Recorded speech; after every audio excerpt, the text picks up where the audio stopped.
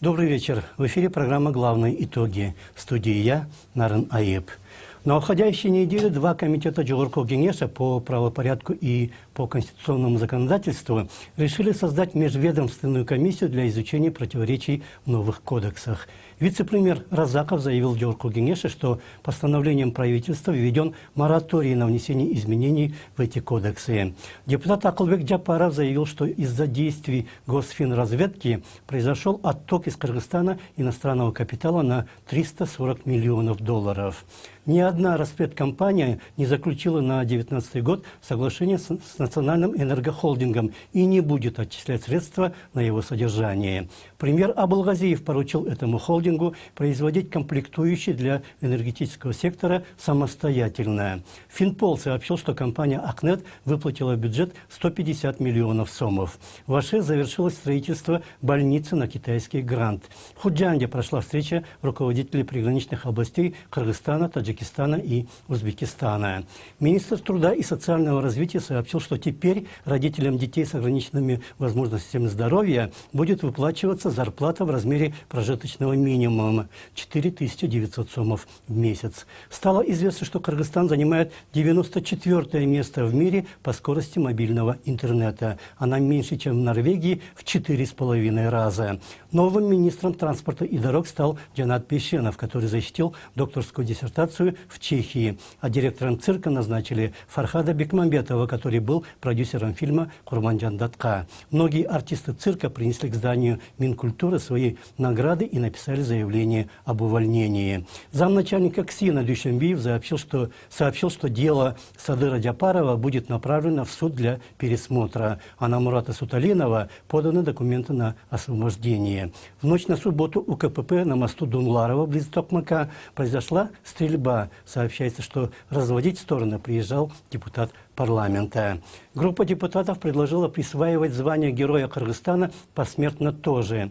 Нурбек Абдиев из МВД сообщил на коллегии, что Калыбек Салянов, которого обвиняют в причастности к смерти в 2014 году Камилы Душебаевой, задержан в США. Штат Генеральной прокуратуры увеличили на 33 человека. Глав архитектуры сообщила, что здание 64 школ в Кыргызстане находится в аварийном состоянии, а Госстрой утвердил нормы по строительству мечетей. Верховный суд принял решение по участку на пересечении улицы Цуимбаева и проспекта Чуй. Котлован должен быть засыпан и на его месте разбит сквер. Стало известно, что балансовая стоимость всех 3000 муниципальных объектов города Бишкек составляет 18 миллиардов сомов. В парке имени Даира Асанова прошел митинг «Реквием» в связи с 75-й годовщиной освобождения Ленинграда от блокады. Для ловчих птиц разработали и утвердили паспорта. А для сегодняшней программы мы отобрали следующие события.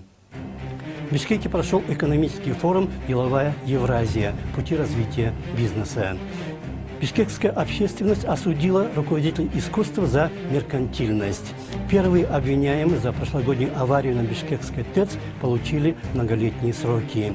Мэрия собирается поднять цены за проезд в общественном транспорте, но жители платят достаточно. Увеличение платы за проезд – это серьезно, но еще хуже то, что маршрутки очень загрязняют атмосферу. Интервью с дипломатом Маратом Усуповым. Первым выигравшим от процесса гуманизации судебной системы стал знахарь Хашим Зайналиев. Известный китайский актер кыргызского происхождения Эльчиро Курман приехал в Кыргызстан. Футбольная сборная Кыргызстана подняла национальный дух всех жителей страны. В четверг в Бишкеке прошел международный экономический форум «Деловая Евразия», на который приехало много экономистов из России, включая президента Российского союза промышленников и предпринимателей Александра Шохина. Обсуждались вопросы интенсификации и модернизации бизнес-взаимодействия на просторах Евразийского экономического союза, членом которого Кыргызстан стал в августе 2015 года.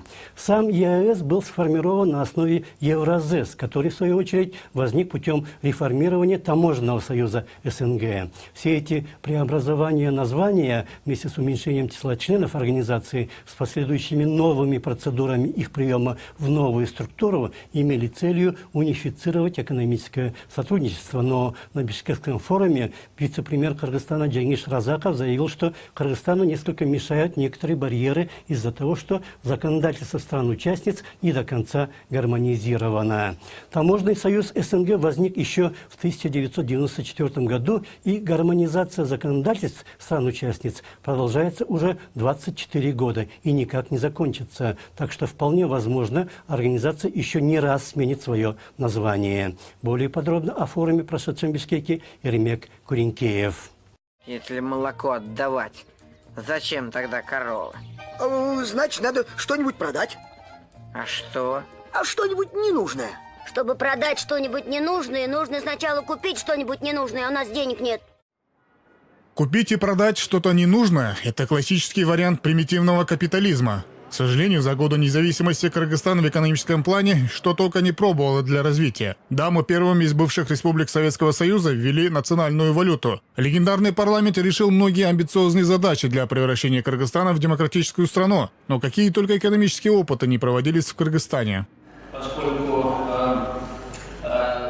Да, по сравнению с прошлыми годами, отечественный бизнес обновился и стал более активно выходить на международную арену. В стране за последние годы начал развиваться и средний бизнес, и не только по количеству, но и по качеству. В связи с этим и благосостояние граждан заметно увеличилось. Об этом отмечалось инвесторами на международном форуме «Деловая Евразия. Пути развития бизнеса», который прошел в Бишкеке 24 января.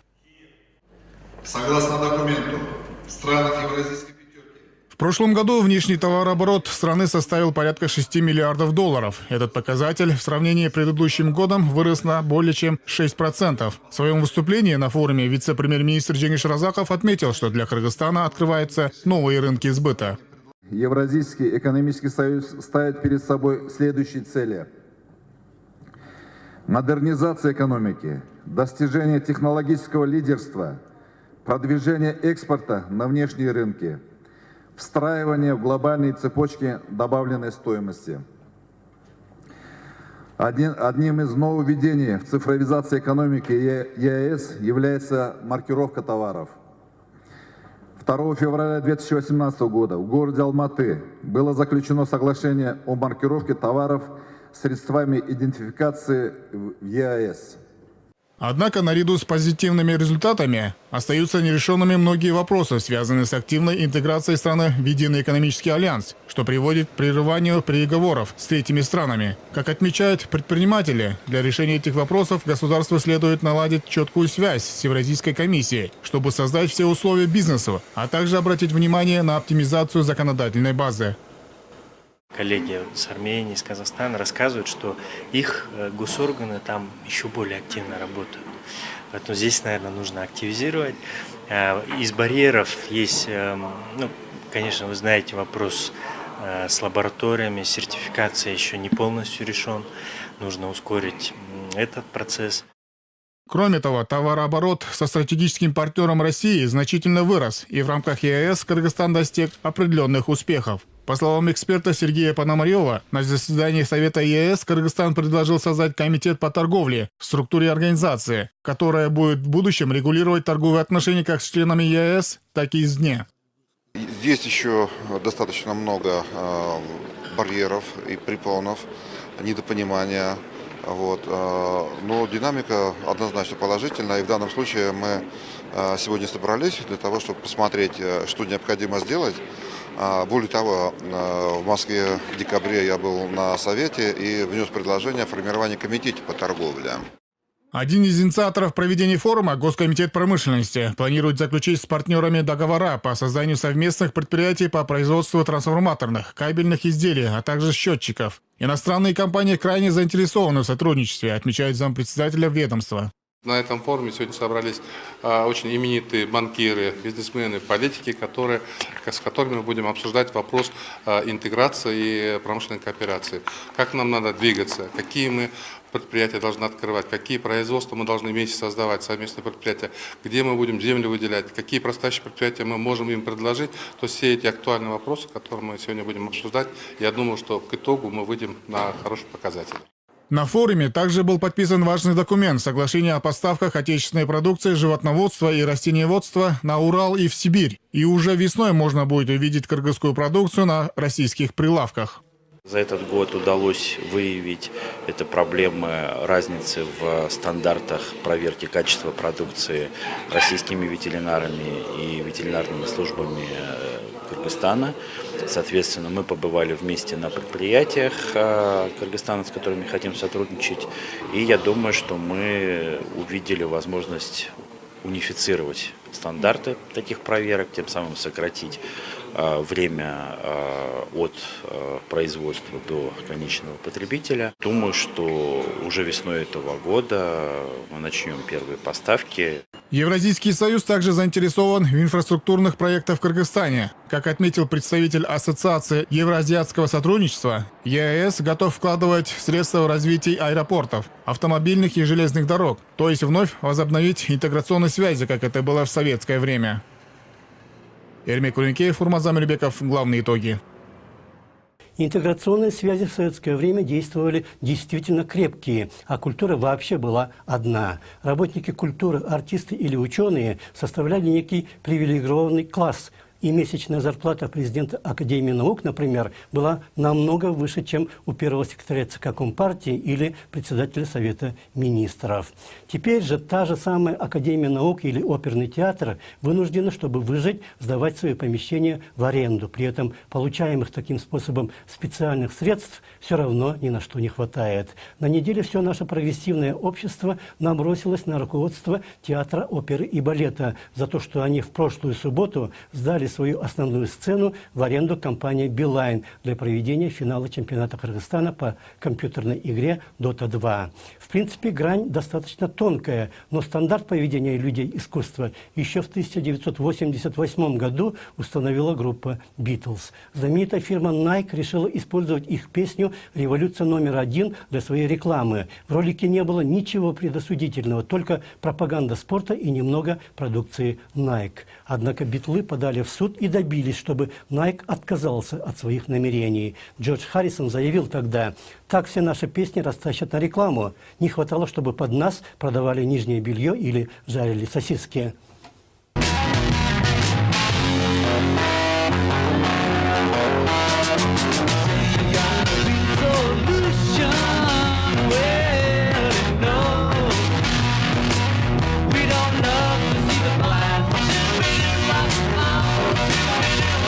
Подобные примеры поведения могут еще быть примером для людей искусства, науки или литературы, но никак не для нынешних государственных чиновников, которые при первой возможности почти все, что зарабатывают подчиненные им ведомство или другое учреждение, кладут себе в карман или используют для своих собственных некоторых целей. А сама компания или предприятие могут существовать много лет и зим даже с незастекленными окнами, которые могут сыграть злую шутку, если в морозы откажет еще и какой-нибудь насос. На неделе некоторые руководители электрических станций и компаний, которая подрядилась ремонтировать еще не модернизированную часть Бишкекской ТЭЦ, получили реальные сроки лишения свободы. Для других суд еще продолжается, и главным среди этих других обвиняемых является бывший премьер-министр Сапар Исаков, который, не будучи специалистом, курировал в свое время, наверное, почти все денежные проекты в стране. О суде по прошлогодней аварии на ТЭЦ в сюжете Дязгуль Атыевой.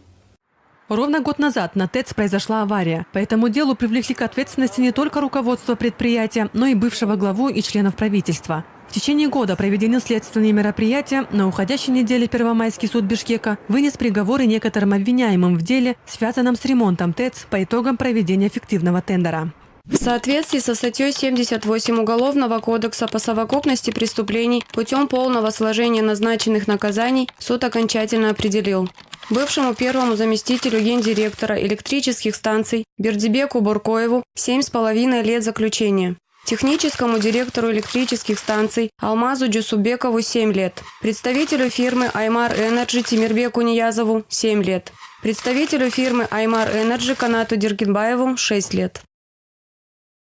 Над другими обвиняемыми по этому делу процесс продолжается. Как продолжается, например, допрос главного инспектора Госэкотехинспекции, проходящего по делу как свидетель. Отвечая на вопрос адвоката, свидетель рассказал, что действия персонала должны были быть направлены на ликвидацию аварии. И персонал, и руководство ТЭЦ среагировали не вовремя, и пошло развитие аварии. Адвокат также добавил, что одна из причин развития аварии – неготовность зданий.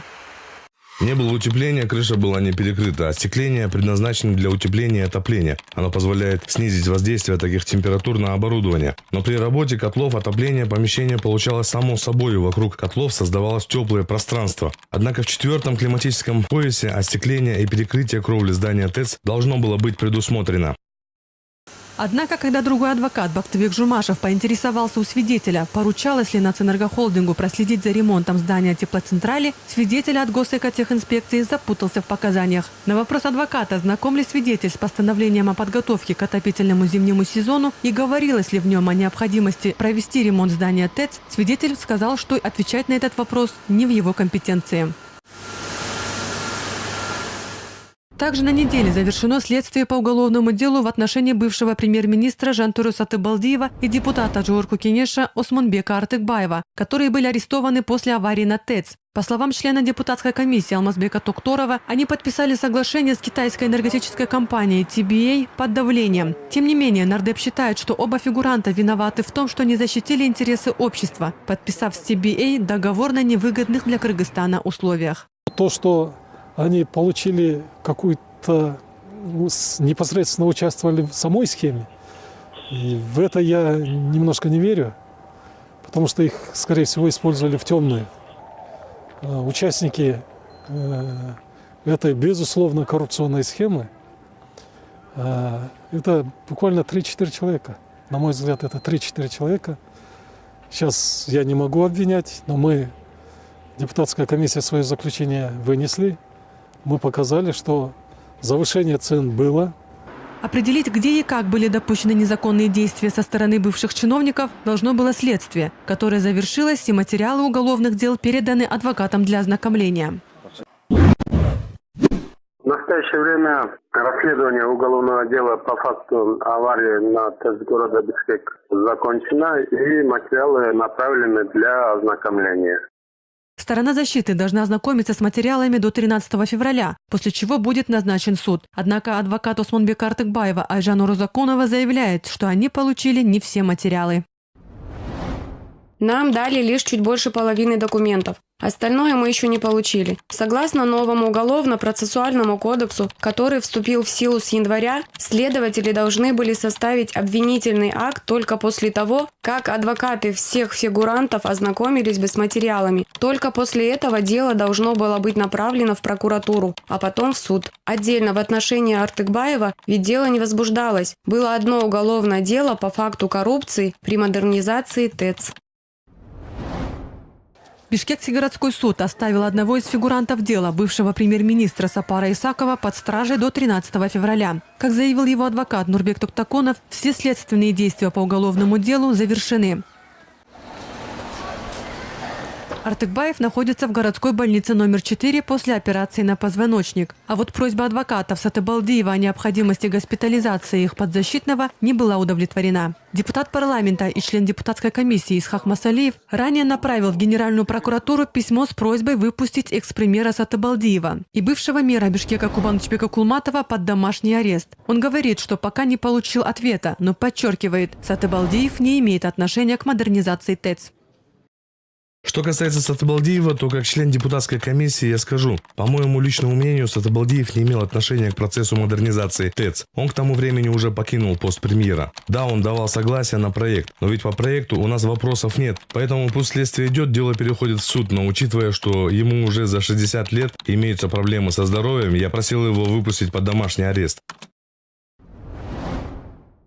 Между тем, эксперт Расул Умбеталиев считает, что все, кто был арестован по делу о модернизации ТЭЦ, виновны. Говоря о затягивании следствия, он выразил опасение, что если обвинение слабое, то на основании новых кодексов, вступивших в силу с 1 января 2019 года, бывшие чиновники могут избежать заключения. В связи с этим Умбеталиев предлагает передать все дела в суд, но не лишать обвиняемых свободы, а назначить им крупные суммы штрафов, восполнив тем самым нанесенный бюджету ущерб.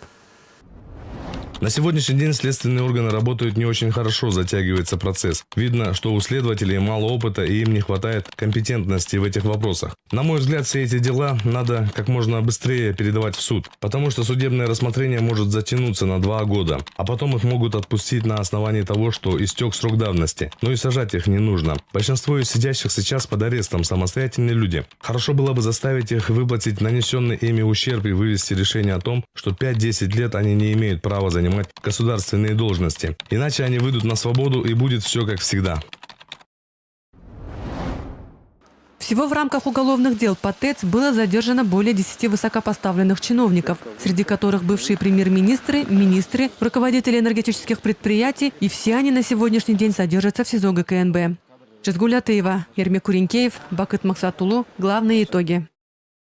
Все эти чиновники задержаны в связи с крупной аварией на ТЭЦ. И если бы аварии не было, необъятная коррупция в этой сфере не всплыла бы наружу. Так оно и происходит во многих других секторах нашей жизни. Например, в последние недели или даже месяцы в мэрии муссируется вопрос повышения платы за проезд в маршрутках, которые перевозят примерно 3/4 жителей столицы, пользующихся услугами общественного транспорта. Одна поездка в общественном транспорте в Европе стоит 1-2 евро. Это при их доходах в несколько тысяч евро в месяц составляет от 0,25 до 0,05% от зарплаты.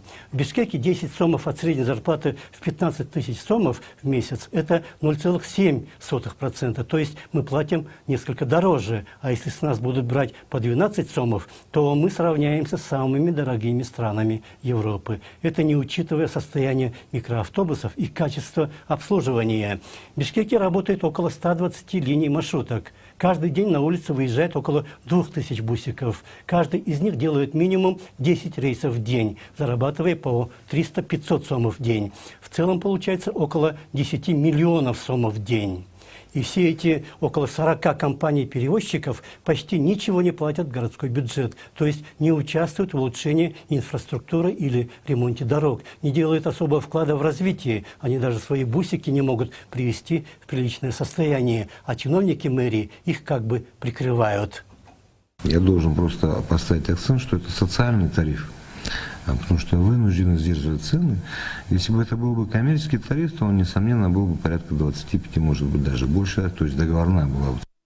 Поговорить о событиях недели и имеющихся проблемах мы пригласили в студию карьерного дипломата, который работал еще в советское время в посольствах СССР и Кыргызстана в нескольких странах, чрезвычайного и полномочного посланника, который сейчас является главой представительства агентства ООН ЮНИДО в Кыргызстане Марата Усупова. Добрый вечер. Добрый Спасибо, вечер. что пришли к нам в студию. Вот вы, как дипломат, начальник вот этой структуры ООНовской, на маршрутках ездите в Бишкеке?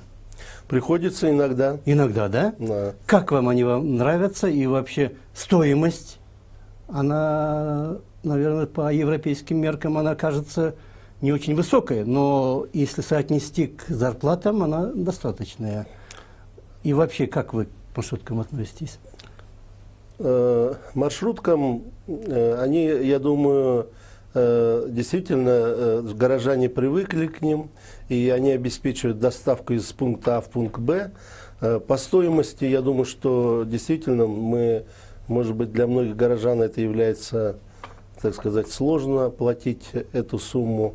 Но меня лично, как горожанина, и нашу организацию, и многих горожан, я думаю, также беспокоит проблема эмиссий, выхлопов СО2 и отсутствие технического осмотра, или когда маршрутки не подготовлены к езде, и когда мы видим, за какой-либо маршруткой идет шлейф черного дыма. Я думаю, Это является загрязнением воздушного бассейна города Бишкека, от которого страдают наши горожане, повышается заболеваемость респираторными, аллергическими заболеваниями, а также астма, и повышается смертность. Вот И мы еще за это проблема.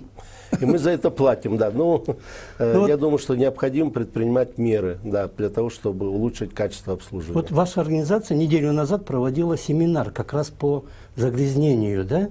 Бишкеке, Найсыкуле и так далее. Вот как получены были эти цифры? Там было сказано, что 4500 людей в Кыргызстане в год умирают в связи с загрязнениями. Мы много говорим про ДТП. В ДТП умирает примерно 1000 человек. Получается в 4 раза больше. Вы знаете, уже вот более года идет проект, он называется «План действий по борьбе с загрязнением». И мы, вот у нас был заключительный семинар, на котором мы представили проектное предложение по борьбе с загрязнением воздуха в Бишкеке и по загрязнению водных ресурсов в Скульской области. Это вот было основное мероприятие. Поэтому, так как нам известно, что 80% причины воздушного загрязнения является транспорт, и 20% это печное отопление, углем и другим, да. И, да, и ТЭЦ тоже какой-то, но вот по оценкам экспертам 80% это загрязнение воздушного бассейна происходит от, наверное, нерационального использования транспорта, от отсутствия надлежащего контроля за техническим состоянием автотранспорта. И что надо делать? Вот как выходить из такой ситуации? Мы пригласили... Вообще этот проект, я хотел подчеркнуть, финансируется Европейским Союзом. Это глобальный проект, и нам удалось включить Кыргызскую республику в этот проект. Но, судя по работе экспертов и анализу, мы видим одним из важных элементов, и мы активно сейчас сотрудничаем с мэрией города Бишкек, государственным агентством по защите окружающей среды и лесному хозяйству. Это вопрос технического состояния автотранспорта. И мы специально пригласили 2 докладчиков. Один докладчик, он являлся исполнительным директором известной турецкой организации, частной компании «Турктеф», которая занимается контролем технического состояния всего автотранспорта Турции. 10 миллионов проверок в год. 10 миллионов в гот? Да. Проверок. Это они проверяют весь автотранспорт. У них 210 станций. По Турции. 3500 сотрудников. И в том числе они делают около 3 миллионов проверок выбросов эмиссий СО2, и в том числе и мотоциклетного транспорта. Поэтому мы посчитали очень полезным опыт Турции для Кыргызстана, для изучения и для возможного внедрения. И также мы пригласили заместителя директора НИИ «Атмосфера» из Санкт-Петербурга, одного из ведущих научно-исследовательских учреждений, которое имеет большой опыт по мониторингу и выработку мер по сокращению загрязнения атмосферного воздуха. Они такие проекты шли в Магнитогорске, Новосибирске и поделились своим опытом перед участником семинара ЮНИДА, который был проведен 16 января в Бишкеке. Вот ЮНИДА – это агентство ООН по промышленности, да? Да. Вот в каком состоянии в Кыргызстане промышленность, на ваш взгляд? Ну, прежде всего, я хотел бы отметить, что промышленность играет очень важную роль. Горнодобывающая, текстильная, легкая. Конечно, по сравнению с тем, что было в Советском Союзе, когда Кыргызстан был индустриально аграрной страной, промышленность занимала очень важное значение. И после распада Советского Союза за 20 лет, конечно, мы утеряли очень много промышленных предприятий, мы потеряли очень много квалифицированного персонала, который создавали. Это, я думаю, самая большая потеря. Но я не хотел бы как бы драматизировать ситуацию и хотел бы особо подчеркнуть очень важный факт, то, что руководство Кыргызстана разворачивается в сторону развития промышленности. А он разворачивается, да, в последнее время? Вы знаете, 26 декабря прошлого года, когда народ готовился к праздникам, может быть, поэтому не так или не обратили внимания на очень важный указ, который подписал президент Сооронбай Шарипович Жээнбеков, указ о создании комитета по промышленности и предпринимательству при Национальном совете по устойчивому развитию, который сам он и возглавил. Комитет. Комитет, да. Это общественная, конечно, организация на общественных началах, куда вошли депутаты, представители комитета по промышленности государственного, вошли представители ассоциаций. Но сам факт, что президент сам лично возглавил, создается комитет по промышленности, говорит о том, что руководство и правительство Кыргызстана все больше обращает внимание на развитие промышленности. И уже, по-моему, с 2013-2014 года правительство обращалось в ЮНИДО с помощью разработать стратегию промышленного развития Кыргызстана. А она есть теперь, сейчас уже? Это такая стратегия. Значит, Госкомитет при содействии ЮНИДО разработал стратегию. Она находится в процессе утверждения, проходит внутренние процедуры. И также по нынешнему законодательству для стратегии нужен план действий. И сейчас, в настоящее время, правительство, Государственный комитет по промышленности при помощи ЮНИДО разработает план действий по развитию промышленной стратегии. И что предлагается? На что надо, главное, на что надо обратить внимание? Здесь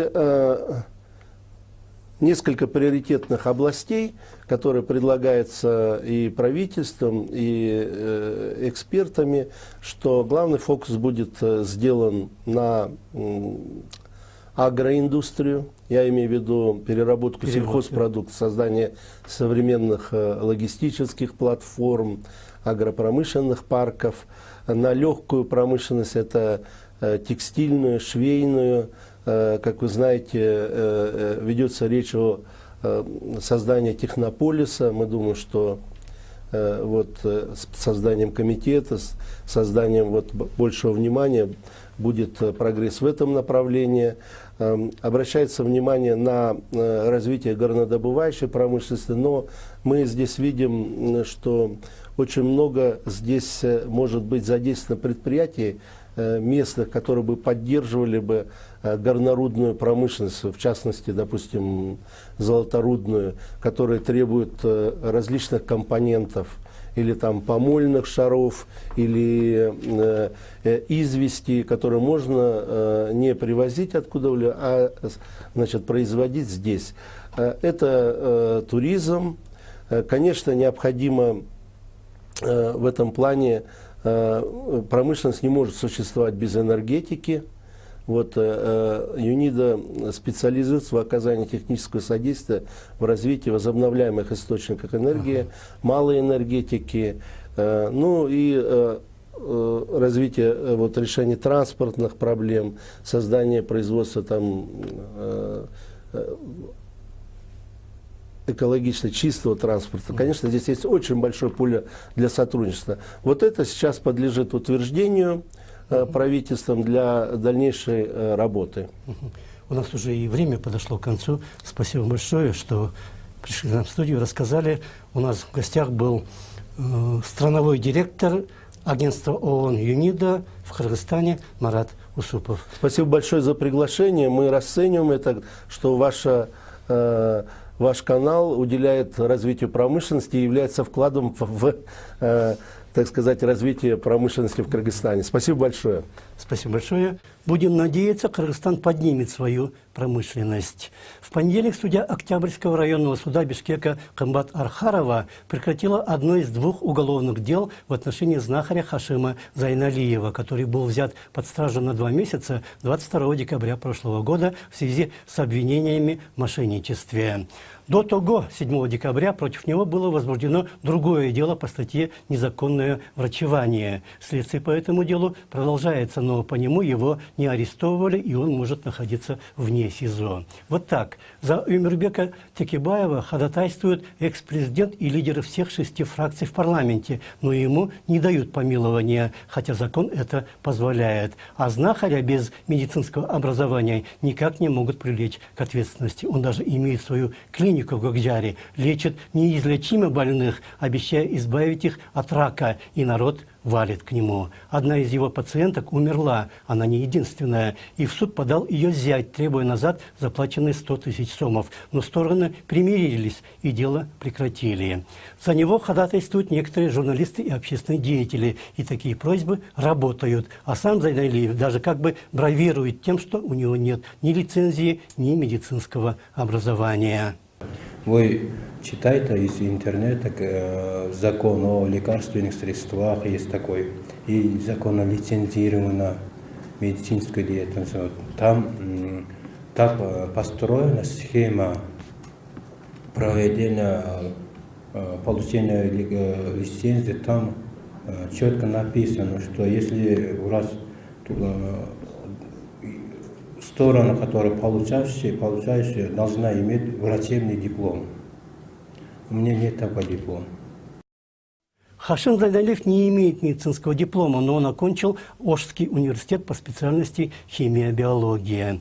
Известный китайский актер кыргызского происхождения Эльчиро Курман тоже работает не по специальности. Он имеет диплом экономиста и некоторое время даже служил в банке, но потом нашел призвание в кино. Эльчиро стал каскадером и даже пройдя очень жесткий отбор, попал в группу каскадеров знаменитого Джеки Чана, а потом стал играть и в главных ролях в других фильмах, исполняя драматические роли. Сейчас он приехал в Кыргызстан и будет играть главную роль в фильме известного режиссера Чива Имина «Я не Либо». Сценарий написал известный китайский поэт и писатель Цао Шуэй, который тоже приехал в Кыргызстан.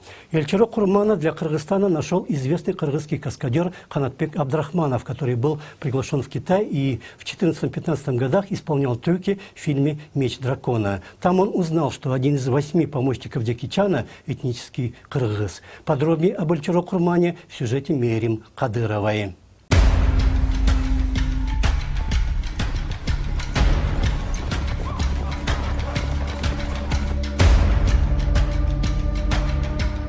Это кадры из очередного фильма известного актера и каскадера Джеки Чана. Если вы заметили, рядом с актером постоянно стоит длинноволосый человек. Его зовут Эльчиро. Он этнический кыргыз и уже более 15 лет занят в киноискусстве. По его словам, в команде Джеки Чана он уже более 6 лет. Солдаты, салютуйте! Эльчиро Курман родился в Баянгол, Монгольском автономном округе в городе Корла. С детства увлекался кино. Позже он поступил в университет Пекина, где получил специальность экономиста. Но затем, проработав 2 года в банке, начал профессионально заниматься актерским мастерством. Трудился в китайских кинокомпаниях. Во время одного из выступлений его и заметил сам Джеки Чан и пригласил в свою команду, которая состояла из молодых людей разных национальностей. Я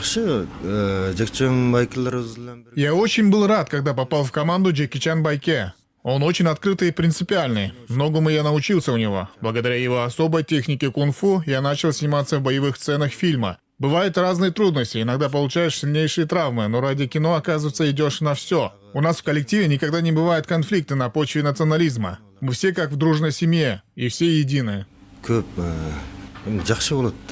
Таких, как Эльчиро, в Китае много, но только единицы добиваются своих целей. По словам китайских кинорежиссеров, в китайской киноиндустрии ценятся иностранные актеры, особенно из Центральной Азии, так как больше стало сниматься фильмов на историческую тематику.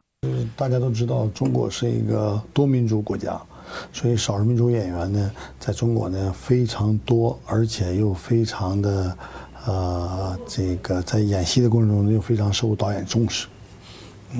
Как вы все знаете, Китай тоже многонациональная страна.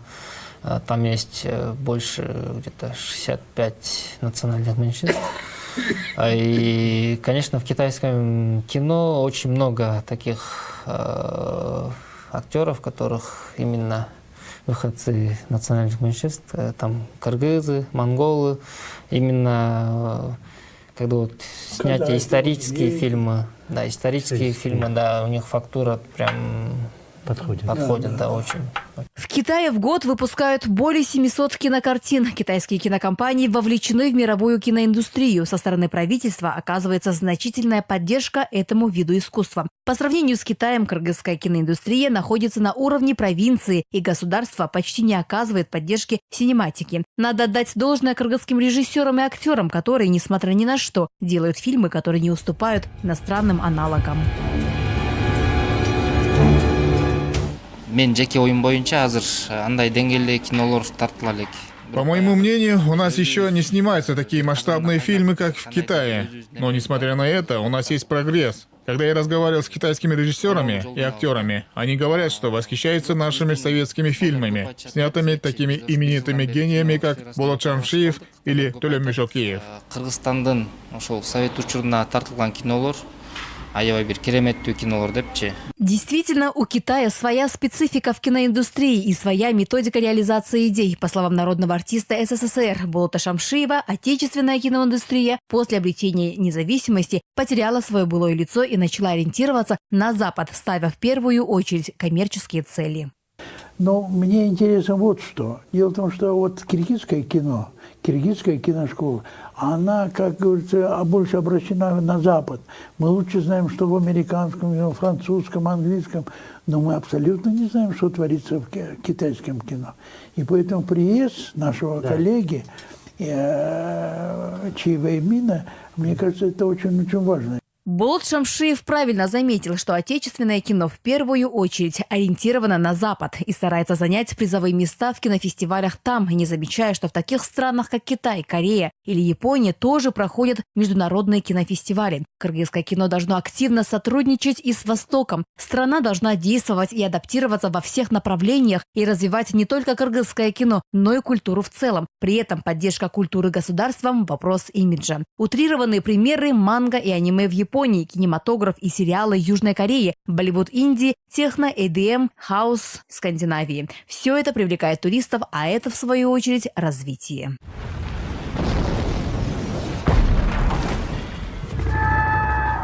Мирим Кадырова, Эрмек Куринкеев, Урман Замирбекулу. Главные итоги.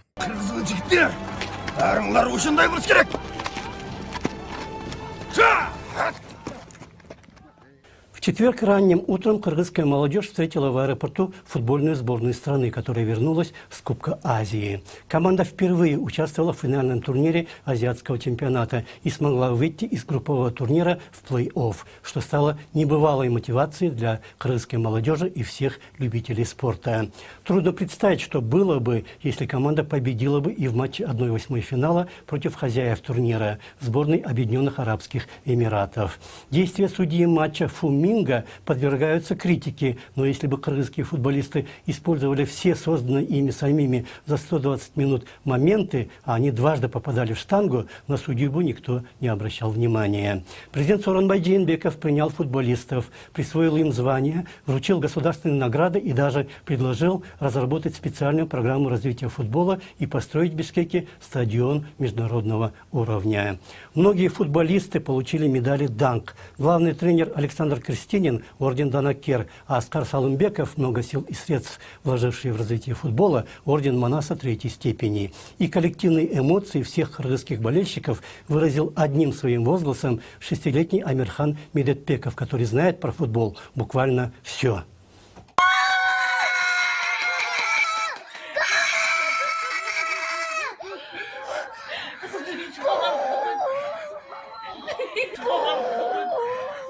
В связи с выступлением кыргызской сборной на Кубке Азии по футболу национальный дух действительно поднялся. Теперь надо его использовать пока горячо, чтобы материализовать некоторые возникшие в связи с чемпионатом идеи и планы, пока не взяла снова в плен текучка и пока власти помнят свои обещания. Подъемы ведь духа не бывают вечными, и настроения могут быстро поменяться.